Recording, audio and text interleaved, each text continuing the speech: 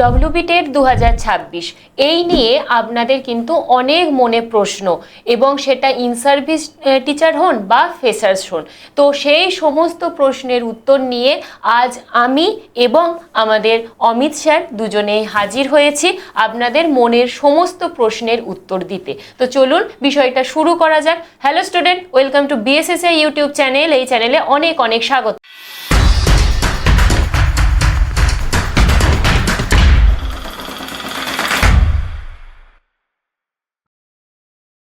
তো আজকে আমাদের আলোচনার বিষয় হচ্ছে ডব্লিউবি টেট 2026 তোমার মনের প্রশ্নের সমস্ত উত্তর খোঁজা। তো প্রথমেই যেটা বলবো টেট, সেখানে আমরা দুটো ভাগ পাই, একটা হচ্ছে প্রাইমারি, একটা হচ্ছে আপার প্রাইমারি। প্রাইমারির ক্ষেত্রে ক্লাস 1 to 5 এবং আপার প্রাইমারির ক্ষেত্রে ক্লাস 6 to 8। এর যদি আমি প্রথমেই বয়সসীমা সংক্রান্ত তোমাদের প্রশ্নগুলো দেখি, তাহলে প্রথম যে প্রশ্নটা আমি পাচ্ছি যে টেটের বয়সসীমা ঠিক কী স্যার? সত্যি কথা বলতে টেট একটা কোয়ালিফাইং নেচার এক্সাম। তো টেটের ক্ষেত্রে কোনো বয়সের ঊর্ধ্বসীমা নেই, ঠিক যেমনটা নেটের ক্ষেত্রেও থাকে না। বাট টেটের পরবর্তী যে টিচার রিক্রুটমেন্টের যে সাবজেক্টিভ এক্সাম বা টিচার রিক্রুটমেন্ট প্রসেস, সেখানে কিন্তু বয়সের ঊর্ধ্বসীমা আছে। তাই সেক্ষেত্রে যদি বলি, এই টিচার্স রিক্রুটমেন্টের ক্ষেত্রে বয়সের ঊর্ধ্বসীমা 40 এতদিন পর্যন্ত ছিল ইউআরদের জন্যে। বাট আমাদের নতুন সরকার এসে এটাকে 45 করেছে। 5 বছরের একটা রিল্যাক্সেশন আগামী 2 বছরের জন্য দিয়েছে। অর্থাৎ ইউআরদের জন্যে 40, যেটা বর্তমানে 45, আর আদার্সদের ক্ষেত্রে 3 বছর এবং 5 বছরের ছাড় যেমনটা ছিল তেমনটা থাকছে। অর্থাৎ বোঝাই গেল যে টেট আপনি দিতেই পারবেন আপনার যে বয়সী থাক, কিন্তু পরবর্তী যে রিক্রুটমেন্টের প্রসেস হবে সেখানে বয়সসীমা লাগছে। তাই অবশ্যই করে 2028-এর মধ্যে ইউআরদের ক্ষেত্রে 45, ওবিসিদের ক্ষেত্রে 48 এবং এসসি এসটি প্রার্থীদের ক্ষেত্রে 50 ইয়ার্স থাকছে হচ্ছে এজ লিমিট। তো এবার আমি পরবর্তী বিষয়ে যাব, যে বিষয়টা নিয়ে হাজারো প্রশ্ন, সেটা হচ্ছে যোগ্যতা। যোগ্যতা প্রাইমারি টেটের ক্ষেত্রে যদি বলি, ইন জেনারেল এনসিটির রুলস অনুযায়ী হচ্ছে এইচএসে 50%, তার সাথে ডিএলএড করে থাকতে হচ্ছে। এবার যে প্রশ্নগুলো স্টুডেন্টদের থেকে এসেছে সেটা হচ্ছে, প্রথম প্রশ্ন, ডিএলএড রানিং বা ডিএলএড এর পারসুইং এই ক্যান্ডিডেটরা প্রাইমারি টেটে স্যার বসতে পারবে কিনা? অবশ্যই ডিএলএডে অ্যাডমিশান হয়ে গেলেই সে কিন্তু প্রাইমারি টেটের জন্য এলিজেবল হয়ে গেল। এবং আমরা দেখেছি যে অ্যাডমিশনের যে স্লিপ, সেটা যদি তার কাছে থাকে তাহলেই সে ফর্ম ফিল আপ করতে পারছে বা এই নিয়োগ প্রক্রিয়ায় অংশগ্রহণ করতে পারবে। তাহলে স্যার পরবর্তী যে স্টুডেন্ট প্রশ্ন করেছে যে 2026-28-এ ডিএলএড সে ভর্তি হয়েছে, তাহলে সে কি টেটে বসতে পারছে? দেখুন, অবশ্যই বসতে পারবে। এবং জানিয়ে রাখি, মানে আজকের দিনে যদি কেউ ভর্তি হয় আর আজকে রাত্রে যদি নোটিফিকেশান বেরোয়, তো আজকে তার কাছে অ্যাডমিশন স্লিপ আছে, তো সে অবশ্যই ফর্ম ফিল আপ করতে পারবে। আশা করছি এই বিষয়টা ক্লিয়ার হলো। তো এবার আমি চলে যাব আপার প্রাইমারির দিকে, কারণ বেশি এই যোগ্যতার রিলেটেড যে প্রশ্নগুলো সেগুলো আপার প্রাইমারির ক্ষেত্রে আসে। তো আপার প্রাইমারির ক্ষেত্রে প্রথম প্রশ্ন একইভাবে, যে ডিএলএড রানিং তারা বসতে পারবেন কিনা? অবশ্যই বসতে পারবে, কেন বসতে পারবে না? বারবার বলছি, অ্যাডমিশন যদি তোমার হয়ে গিয়ে থাকে, তোমার কাছে যদি অ্যাডমিশন স্লিপ থাকে, তাহলেই তুমি পরীক্ষাটা দেওয়ার জন্য এলিজেবল। তাই যারা রানিংয়ে আছো, নির্দ্বিধায় নিজের প্রস্তুতি শুরু করে দাও। একদম স্যার, এর সাথে আমি বলি, ডিএলএড রানিং বসতে পারছে, কিন্তু কারোর যদি গ্র্যাজুয়েশন রানিং থাকে তাহলে সে কি আপার প্রাইমারি টেটে বসতে পারবে? দেখো, যদি তার ডিএলএড থাকে তাহলে গ্র্যাজুয়েশন রানিং কি পাস আউট কি গ্র্যাজুয়েশন নেই সেটা ম্যাটার করবে না প্রাইমারির ক্ষেত্রে। বাট আপার প্রাইমারির ক্ষেত্রে কিন্তু অবশ্যই গ্র্যাজুয়েশনটাই ম্যাটার করবে। গ্র্যাজুয়েশন কমপ্লিট থাকতে হবে, রানিং থাকলে হবে না। স্যার পরবর্তী প্রশ্ন হচ্ছে, গ্র্যাজুয়েশনে 50% নেই কিন্তু ডিএলএড রয়েছে, তাহলে কি সে পরীক্ষায় বসতে পারবে? হ্যাঁ, অবশ্যই বসতে পারবে, কোনো অসুবিধা নেই। আচ্ছা, এ তো গেল ডিএলএড এর বিষয়। এবার আরেকটি প্রশ্ন, একজন প্রার্থী তার ডিএলএড বিএড দুই করা রয়েছে, তাহলে কি সে টেট পরীক্ষায় কোনটা শো করবে, ডিএলএড নাকি বিএড? সে দুটো ক্ষেত্রেই এলিজেবল। তার যেটা মনে হবে যে শো করা উচিত সে সেটা শো করতে পারে। এখানে সব থেকে ভালো হচ্ছে, আমি বলবো, যদিও বলা উচিত না, যেটাতে নাম্বার বেশি সে সেটা শো করবে। একদমই। এর পরবর্তী এবার আমি আসব বিএড সংক্রান্ত যে বিষয়গুলো সেগুলো। গ্র্যাজুয়েশনে 50% নেই কিন্তু বিএড রয়েছে, তাহলে কি সে আপার প্রাইমারি টেটে বসতে পারবে? দেখো এখানে একটা দ্বন্দ্ব আছে। অ্যাজ পার এনসিটি রুলস আমরা যদি দেখি তাহলে যেমন সিটেটের ক্ষেত্রে বসতে দেয়, কিন্তু এতদিন পর্যন্ত পশ্চিমবঙ্গে যে পরীক্ষা হয়েছে সেই রুলস অনুযায়ী কিন্তু সে বসতে পারবে না। এখন যদি গেজেট চেঞ্জ হয়, কারণ নতুন সরকার এসছে, আশা করছি সেন্ট্রাল লেভেলেই পুরো জিনিসটাকে কন্ডাক্ট করবে, তাহলে বসতে পারবে। তবে এটা নিয়ে দ্বন্দ্ব আছে, কারণ এতদিন পর্যন্ত পশ্চিমবঙ্গে কিন্তু তারা বসতে পারেনি। বাট আবারও বলছি, এনসিটি রুলস অনুযায়ী বসতে পারবে, সিটেট তারা দিতে পারে। তাই আশা করছি আগামী টেট পরীক্ষা ওয়েস্ট বেঙ্গল টেটেও তারা সুযোগ পাবে। নতুন গেজেটে এই উল্লেখটা থাকতে পারে বলে আমার ধারণা। একদমই। তবে এক্ষেত্রে বলে দেবো, একটু নোটিফিকেশন আসা পর্যন্ত ওয়েট করাটাই বেটার হবে। একদম। তো পরবর্তী যেটা প্রশ্ন সেটা হচ্ছে, গ্র্যাজুয়েশন করেছে ওপেনে এবং তার সেশন হচ্ছে 2020-23, আর ডিএলএড করেছে রেগুলার, তার সেশন হচ্ছে 2019-21, তাহলে কি সে আপার প্রাইমারি টেটে গ্র্যাজুয়েশন ডিএলএড দুটোই শো করিয়ে বসতে পারবে? দেখো অ্যাজ পার নিউ রুলস, যেহেতু দুটো সেশন আলাদা, একসঙ্গে সেম সময়ে শুরু হয়নি, তাই কিন্তু তারা বসতে পারবে, কোনো অসুবিধা হবে না। এবং মানে বুক ফুলিয়ে দুটো জিনিসকেই সে দেখাতে পারবে। একদমই। আর তার থেকেও বড় বিষয় হচ্ছে, এখানে একটা ওপেন কোর্স এবং একটা রেগুলার কোর্স সেহেতু সে অনায়াসেই বসতে পারবে, মানে দুটো সাইমেন্টেনিয়াসলি সে করতেই পারে। একদমই। এবার পরবর্তী বিষয় হচ্ছে, দুটোই রেগুলার, গ্র্যাজুয়েশনটা রেগুলার কোর্স 2020-23 সেশন, আর ডিএলএডটাও রেগুলার 2019-21 সেশন, তাহলে সে কি বসতে পারবে? হ্যাঁ, দুটো তো আলাদা সেশন আছে। আবারও বলছি, অ্যাজ পার নিউ রুলস দুটো যেহেতু আলাদা সেশন আছে, সে বসতেই পারবে, মানে আমার যতদূর জানা আছে। একদম। এর পরের বিষয়টা হচ্ছে, যারা আপার প্রাইমারি টেট দেবে তাদের গ্র্যাজুয়েশনে অনার্স পাস মিলিয়ে 50%-এর একটা বিষয় ছিল, যেটা বিগত টেটে আমরা দেখেছিলাম যে সেখানে অনার্স পাস এবং যে কম্পালসারি বাংলা ইংলিশ, সেই সমস্ত বিষয়গুলো নিয়ে তাকে 50% থাকতে হচ্ছিল, তবেই সে আপার টেটে বসতে পারছিল। তাহলে এবারের ক্ষেত্রেও কি সেই একই বিষয়টা থাকবে? দেখো এখানে একটা দ্বন্দ্ব বারবারই তৈরি হয় ছাত্রছাত্রীদের মধ্যে, যে শুধু অনার্সে থাকতে হবে নাকি অনার্স পাস মিলিয়ে থাকতে হবে নাকি শুধু পাশে থাকতে হবে। তো একটা কথা বলে রাখি, আমাদের যে রুলস মানে এলিজিবিলিটি, সেখানে শুধু 50%-এর কথা বলা আছে। তো শুধু অনার্সে নাকি অনার্স পাস মিলিয়ে এইটা কিচ্ছু বলা নেই। তো তার মানে এটা একটা আইনের ফাঁক আছে, ঠিক আছে, একদম সোজা কথা। তো যেভাবেই হোক, তোমার যদি 50% থাকে, ধরো তোমার অনার্স পাস মিলিয়ে 50% নেই কিন্তু শুধু অনার্সে 50% আছে, তুমি ওই ফাঁক দেখিয়ে তুমি বসে যেতে পারবে। আবার তোমার কাছে হয়তো শুধু অনার্সে 50% নেই, কম আছে, কিন্তু অনার্স পাস মিলিয়ে দেখা যাচ্ছে 50%-এর ওপরে নাম্বার আছে, তুমিও বসতে পারবে। কেন এই ফাঁকটা আছে, আইনের ফাঁকটা কেন? কারণ শুধু 50% নাম্বার লাগবে এলিজিবিলিটি ক্রাইটেরিয়াতে, এটা বলা আছে। অনার্স পাস মিলিয়ে নাকি শুধু অনার্সে কোথাও উল্লেখ নেই। ইভেন তোমার যদি কোনো কিছুও না থাকে, হয়তো কম্পালসারি সাবজেক্ট মিলিয়ে তোমার 50% হচ্ছে, তাহলেও তুমি এলিজেবল এখনও পর্যন্ত। এবার নতুন গেজেটে যদি এটা স্পষ্ট করে দেয়, তখন সেই অনুযায়ী ভাবতে হবে।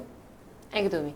এরপরে যে প্রশ্নটা সেটা হচ্ছে, নতুন মুখ্যমন্ত্রী আমাদের আসার পর থেকেই তিনি বলছেন বারবার যে ইউপিএসসি মডেলে পরীক্ষা হবে, অন্যান্য রাজ্যের শিক্ষক নিয়োগের মতো পরীক্ষা হবে। তাহলে এক্ষেত্রে কি গ্র্যাজুয়েশনের সাবজেক্ট কম্বিনেশন বিষয়টা আসতে চলেছে? দেখো এখনো পর্যন্ত যে রাজ্যগুলোতে লাস্ট ডেট হচ্ছে, সব জায়গাতেই কিন্তু সাবজেক্ট কম্বিনেশনের একটা ব্যাপার থাকছে। এবং আমরা যদি দেখি সেখানে মানে মিনিমাম যে 3টে ক্রাইটেরিয়া মিনিমাম করা হচ্ছে, একটা হচ্ছে ল্যাঙ্গুয়েজ টিচার, একটা সোশ্যাল স্টাডিজ টিচার, আর একটা হচ্ছে সায়েন্স টিচার। কোনো ক্ষেত্রে আবার ম্যাথস টিচারও হচ্ছে, কোনো ক্ষেত্রে আবার আর্ট, ফিজিক্যাল এডুকেশান, আলাদা আলাদা কম্বিনেশন আসছে। তো পশ্চিমবঙ্গে সেটাই হতে চলেছে, এটা একদম বাস্তব, এটাই ভবিতব্য। তো সাবজেক্ট কম্বিনেশন আসবে, এটা নিশ্চিত থাকতে পারো। এবার যদি সাবজেক্ট কম্বিনেশন আসে সেই ক্ষেত্রে আমি একটু জানিয়ে রাখি যে সোশ্যাল সায়েন্স টিচার এদের ক্ষেত্রে ঠিক কি কি গ্র্যাজুয়েশনে সাবজেক্ট থাকতে হবে। সেখানে হিস্ট্রি বা জিওগ্রাফি সেই দুটোর মধ্যে যে কোনো একটা থাকতেই হচ্ছে, এবং তার সাথে পল সায়েন্স, সোশিওলজি, ইকোনমিক্স বা সাইকোলজি এই চারটের মধ্যে যে কোনো একটা থাকলে আপনি সোশ্যাল সায়েন্স টিচার হিসাবে জয়েন করতে পারবেন। এবার কোনো কোনো রাজ্যে এই বিষয়টা যে একটি সাবজেক্টের ওপর দেখা হয়, আবার কোনো কোনো রাজ্যে দুটি সাবজেক্টকে দেখা হয়। সুতরাং আমাদের এখানে ঠিক কি হবে এখনই বলা যাচ্ছে না, তাই বলবো নোটিফিকেশনের জন্য ওয়েট করুন। পরবর্তী যদি বলি আমি ম্যাথ টিচারদের ক্ষেত্রেও ম্যাথ কম্পালসারি থাকতেই হচ্ছে, তার পাশে ফিজিক্স, কেমিস্ট্রি, স্ট্যাটিস্টিক্স কিংবা ইলেকট্রনিক্স কিংবা কম্পিউটার সায়েন্স এর মধ্যে যে কোনো একটি থাকলেই ম্যাথ টিচার হিসাবে আপনি এলিজিবল। পরবর্তী যদি বলি সায়েন্স টিচার, সেই সায়েন্স টিচারের ক্ষেত্রে বোটানি, জুলজি, কেমিস্ট্রি এই তিনটের মধ্যে যে কোনো একটি বা দুটি, সেটা রাজ্য ভিত্তিতে, আমাদের রাজ্যেতে কি হবে এখনই বলা যাচ্ছে না। এবং ল্যাঙ্গুয়েজ টিচারদের ক্ষেত্রে একদম সোজা হিসাব, সেই ল্যাঙ্গুয়েজটা গ্র্যাজুয়েশনে 3 বছর পড়ে থাকলেই আপনি অ্যাপ্লাই করতে পারছেন। সেই অনার্স হোক, পাস হোক, মোট কথা 300 নম্বর কমপক্ষে যদি আপনি পড়ে থাকেন তাহলেই কিন্তু আপনি ল্যাঙ্গুয়েজ টিচার হিসাবে নির্দ্বিধায় বসতে পারছেন। এই গেল সাবজেক্ট কম্বিনেশনের বিষয়টা। তবে এক্ষুনি কিছু নিশ্চিত করে বলা যাচ্ছে না, নোটিফিকেশনের জন্য ওয়েট করুন। তবে টেট পরীক্ষা এবারে হবেই, টেটের জন্য প্রস্তুতি কিন্তু নিতে থাকুন।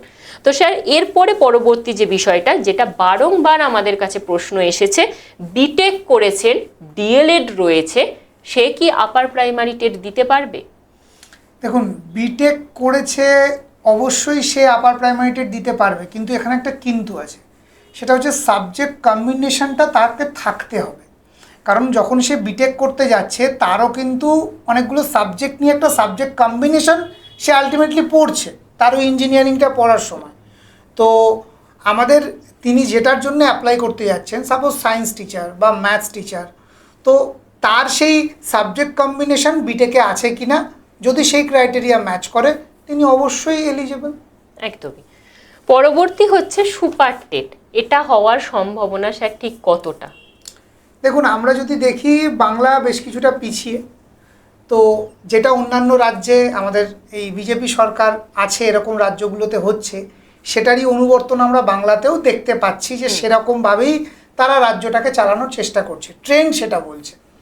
তো আমরা যদি লাস্ট দেখি বিহার, হরিয়ানা, ইউপি মানে উত্তরপ্রদেশ, সব জায়গাতেই সুপার টেট চালু আছে। তো পশ্চিমবঙ্গেও আশা করি তার অন্যথা হবে না, সম্ভাবনা আছে, নেই একদমই বলা যায় না, অবশ্যই সম্ভাবনা আছে সুপার টেটের। স্যার এই সুপার টেট বিষয়টা, এটা কি প্রাইমারি আপার প্রাইমারি দুই ক্ষেত্রেই আসতে পারে? অবশ্যই আসতে পারে, কারণ একটা বিষয় বোঝো, আমরা যে নর্মাল টেট পরীক্ষা দিই সেখানে কাট অফ ভিত্তিক মানে পাস মার্কস থাকে, যে 90 পেলেই সে প্রাইমারি টেট পাস করে গেল, সে আপার প্রাইমারি টেট পাস করে গেল। এবার কোনো কারণে প্রশ্ন কোনো বছর সহজ আসছে, যেমন 2022-এ গড়ে সবাই টেট পাস করে গেছে, কিন্তু 2023-এ প্রশ্ন কঠিন, খুব কম ছাত্রছাত্রী টেট পাস করেছে। তো এই নরমে গরমে মিলিয়ে প্রচুর পরীক্ষার্থী টেট পাস করে। এবার সবার ইন্টারভিউ নেওয়া তো সম্ভব নয়। একদম। এই ছাঁকনিটা করার জন্যে, রিফাইনটা করার জন্যে আরেকটি টেট যেটার নাম সুপার টেট। এবং আগের টেটের থেকে সুপার টেটের আলাদা যে বিষয়টা, সেটা হচ্ছে নর্মাল টেট পাস মার্ক থাকলেও সুপার টেট কিন্তু কাট অফে হয়। ফলত কী হচ্ছে, আমাদের যতগুলো সিট আছে তার রেসপেক্টে একদম উপর থেকে সেই সংখ্যক স্টুডেন্টকে আমরা কাট অফ দেখিয়ে নিয়ে নিতে পারলাম। ফলত কী হচ্ছে, যে দীর্ঘ সময় ধরে যে এই যে ইন্টারভিউয়ের একটা প্রক্রিয়া, সেটা কমে আসছে। তো পশ্চিমবঙ্গের ক্ষেত্রেও আশা করছি সরকার এই পদ্ধতিটাই নেবে। একদমই স্যার। স্যার এবারে টেটের ওয়েটেজটা কি থাকবে? দেখো, অ্যাজ পার গেজেট এবার টেটের ওয়েটেজ 40% থাকবে বলেই জানা আছে। ঠিক আছে, আশা করছি এটার বদল কিছু হবে না। তো 40% ওয়েটেজ টেটের জন্য থাকছে। তাহলে স্যার টেটে যদি কেউ 90 পায়, তার চাকরি পাওয়ার সম্ভাবনা ঠিক কতটা থাকছে? খুবই কম। একদম। শুনতে খারাপ লাগলেও একেবারে সত্যি, টেট পাস করে বসে থাকলেই আনন্দ পেয়ে থাকলে হবে না। কারণ 90-95 পেয়ে টেট পাস করেছো, বা কোটা আছে বলে কম নাম্বার পেয়ে টেট পাস করেছো, তাদের জন্য কিন্তু সমূহ বিপদ। কেন বলছি, আগে ইন্টারভিউয়ে একটা বড় ওয়েটেজ থাকতো এবং সেখানে বারবার দুর্নীতির অভিযোগ উঠেছে। সে কারণে সরকার কিন্তু বারবার বলছে ইন্টারভিউয়ের ওয়েটেজ কমবে, সর্বাধিক 5 নম্বর থাকবে ইন্টারভিউয়ের জন্য। তাহলে সেখানে যদি কমাতে হয়, টেটে ওয়েটেজ বাড়বে, তো সেই 40% আছে, এটা বেড়ে যদি 50% হয়ে যায়, এটাতে আমি একদমই অবাক হব না। এবার খুব ভালো করে ভাবো, যে ছেলেটি 86 পেয়ে কোটার বলে টেট পাস করেছে, 86-এর 40%, আর যে 130 পেয়েছে বা 140 পেয়েছে তার 40%, কে এগিয়ে গেল? তো খুব স্বাভাবিকভাবেই টেটে নাম্বারটা তুলে ফাইনাল মেরিট লিস্টে ওয়েটেজের বলে এগিয়ে থাকাটাই সবথেকে বুদ্ধিমানের কাজ হবে। তাই বারবার বলবো, টেটে চেষ্টা করো, টার্গেট করো 130+ 140-র কাছাকাছি নাম্বারটা রাখার। অসম্ভব নয়, একটু চেষ্টা করলেই পারা যাবে। একদমই। পরবর্তী হচ্ছে যারা 2016 সালে আপার টেট দিয়েছিল, মানে বিগত আপার টেটটা দিয়েছিল, তাদের কি আবার টেট দেওয়ার প্রয়োজন থাকছে? দেখো, 2016-তে যারা টেট দিয়েছে, আমি বলবো প্রয়োজন কিছু নেই যে আবার দিতেই হবে, বাট নিজের নাম্বারটা যদি বাড়িয়ে রাখতে পারো সেই চেষ্টাতে দেওয়া উচিত। কেন এটা বললাম? ইন্টারভিউয়ের ওয়েটের যখন 5 হবে, মানে 5% হবে, তখন কিন্তু ইন্টারভিউটা যদি একটু খারাপও হয়, টেটে যদি নাম্বারটা তোমার বেশি থাকে, সেখান থেকে কিন্তু তুমি ক্যারি ফরওয়ার্ড করে ওটাকে মেকআপ করে চাকরিটা নিশ্চিত করতে পারবে। তাই নিশ্চিত চাকরির লক্ষ্যে নিজের নাম্বারটাকে, স্কোরটাকে বাড়ানোর জন্য একটা চেষ্টা করা যেতেই পারে। তাহলে স্যার একইভাবে কি যারা 2022 বা 2023-এ প্রাইমারি টেট পাস করেছিল তাদেরও কি আবার দেওয়ার প্রয়োজন আছে? অবশ্যই, 100%।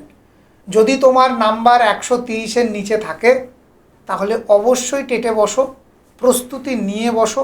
দেখো, হারাবার তো কিছু নেই তোমার কাছে। ধরো তুমি আগের বারে 125 পেয়েছো, এবারে তুমি 135 পেলে, তাহলে তুমি এবারে টেটের ওয়েটেজটা দেখাবে। কিন্তু তুমি আগের বারে 125 পেয়েছিলে, এবারে 120 পেয়ে গেলে, তাহলে এবারে টেটের রেজাল্টটা দেখাবে না, তুমি 125টাই দেখাবে। হারাবার কিছু নেই। যদি এক্সট্রা কিছু পাও, সেটা তোমার চাকরি পাওয়ার চান্সেসটাকে বাড়িয়ে দেবে। একদমই। আর এর সাথেই বলবো, যারা এনআইওএস থেকে ডিএলএড করেছেন বা বিএড করেছে, তাদের ক্ষেত্রে কি হবে? টেট কি তারা বসতে পারবে? দেখো, এখানে একটা রূঢ় বাস্তব সত্যি কথা বলি, এনআইওএস থেকে যারা মানে করেছো বিএড বা ডিএলএড, তারা সবাই পরীক্ষায় বসতে পারবে, কারণ ডিগ্রিটা তোমার কাছে আছে। কিন্তু আমরা যদি দেখি পশ্চিমবঙ্গের লাস্ট যে ইন্টারভিউ, যারা এনআইওএস থেকে পাশ করেছে তাদেরকে কিন্তু ইন্টারভিউ ডাকা হয়নি, সুযোগ দেওয়া হয়নি। তার মানে আমার কাছে গাড়ির লাইসেন্স আছে কিন্তু সেটা রাস্তায় তোলার যোগ্য নয়। ব্যাপারটা এরকমটা হয়ে গেল না? রূঢ় বাস্তব, কিন্তু এটাই সত্যি। তাই আমার মনে হয় তাদের একটু ভাবনা চিন্তার সময় চলে এসছে। স্যারের কাছে আরও একটা প্রশ্নের উত্তর জেনে নেব, সেটা হচ্ছে সিটেটের মান্যতা। সেটা কিন্তু এখন না, এখন একটু ইন সার্ভিস টিচারদের জন্য এবার বলা প্রয়োজন। তো যারা ফ্রেশার্স রয়েছে একটু ওয়েট করো, সিটেটের মান্যতা নিয়েও স্যারের কাছে প্রশ্ন করব। এবার আসবো ইন সার্ভিস টিচারদের ক্ষেত্রে, যাদের 50% নেই স্যার, পিটিটিআই ট্রেনিং রয়েছে কিংবা এনআইওএস থেকে করেছে কিংবা কোনো ব্রিজ কোর্স করেছে, তাদের ক্ষেত্রে ঠিক কী যোগ্যতাটা থাকবে? আমি সেই সমস্ত স্যার ম্যাডামদের ক্ষেত্রে বলতে চাইবো যে দেখুন, ভয় পাওয়ার, ঘাবড়ে যাওয়ার কিচ্ছু নেই।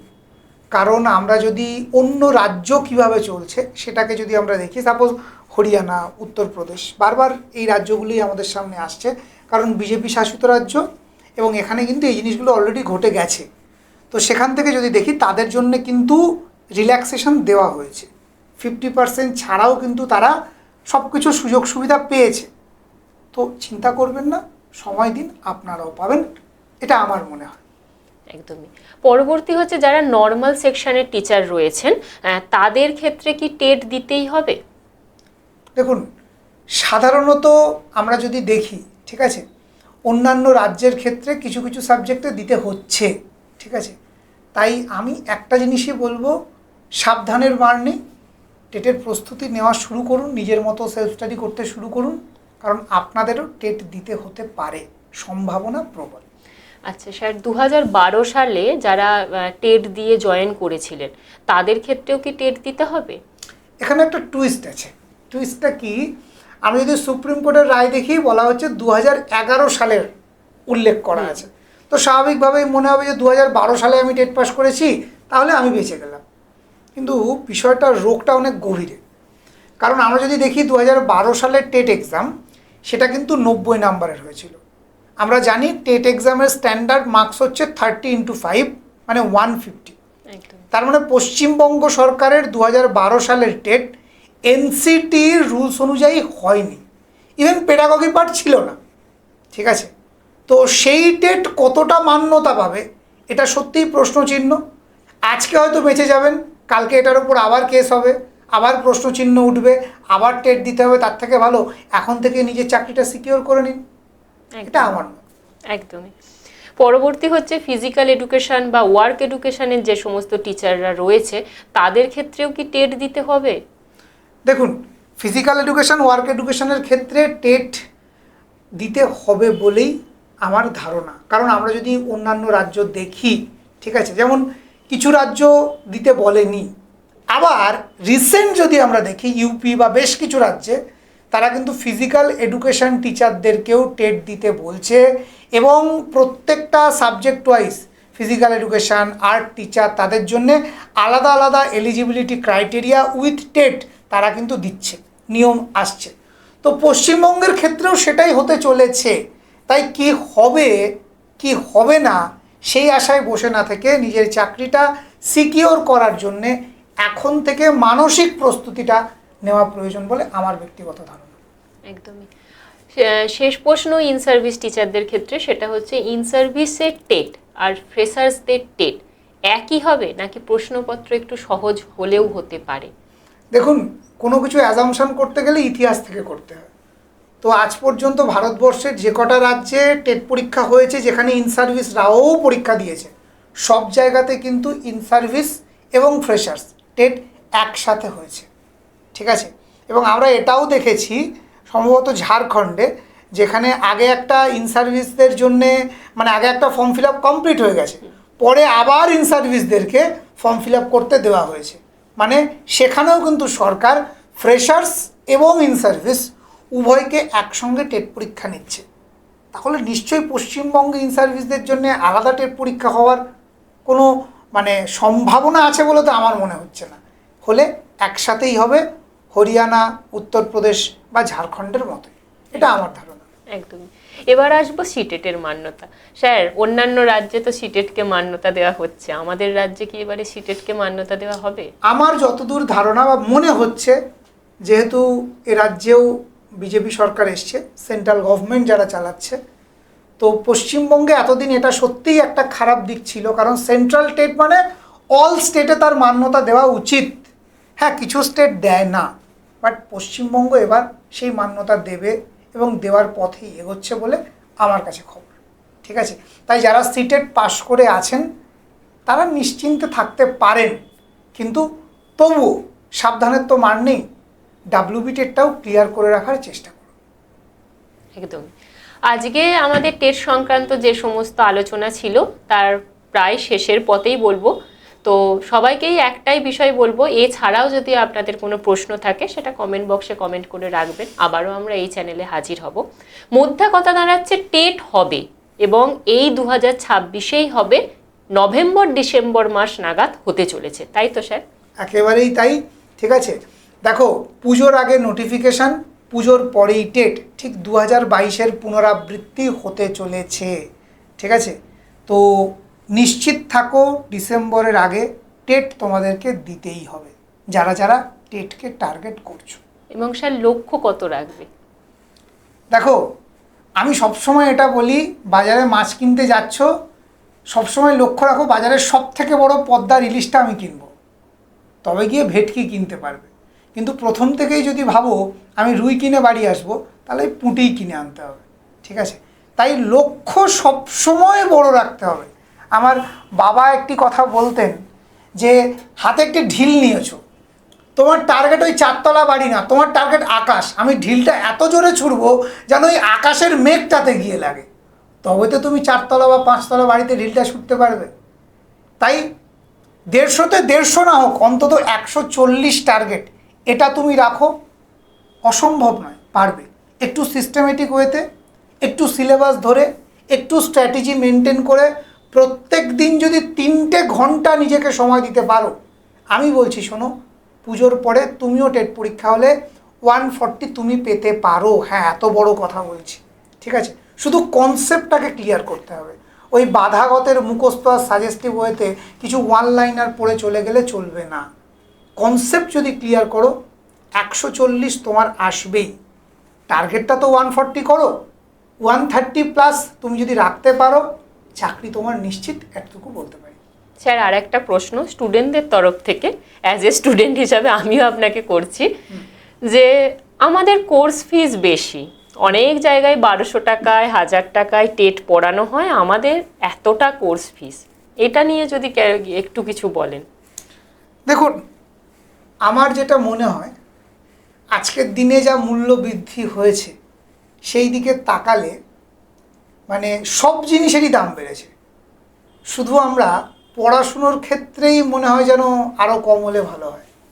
এবার বাজারে 200 টাকার জিনিসও পাওয়া যায়, 2000 টাকার জিনিসও পাওয়া যায়।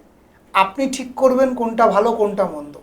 কেন কোর্স ফিস বেশি সেটা তো আমি মুখে বললে নিজের ডাক নিজে পেটানো হবে, ঠিক আছে?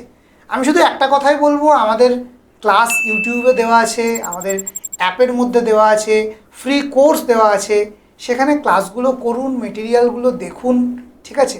আপনি নিজেই উত্তর পেয়ে যাবেন কেন বিএসএসসিআই এর কোর্স ফিস বেশি।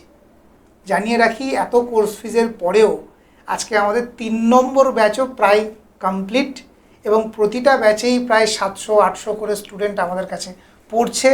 আরেকটি বিষয়, আমরা কিন্তু লাস্ট 1 বছরে আমাদের কোর্স ফিস 1 টাকাও বাড়াইনি, বরং আমরা যে অফারটা দিয়েছিলাম যে 5000 টাকার কোর্স ফিসটা 4000 টাকা, সেখানে 1000 টাকা কমিয়েছি ছাত্রছাত্রীদের জন্যে, এবং আমরা স্টাডি মেটেরিয়ালের প্রিন্ট কপি বাড়িতে ফ্রিতে পাঠাচ্ছি কোনো এক্সট্রা চার্জেস ছাড়া।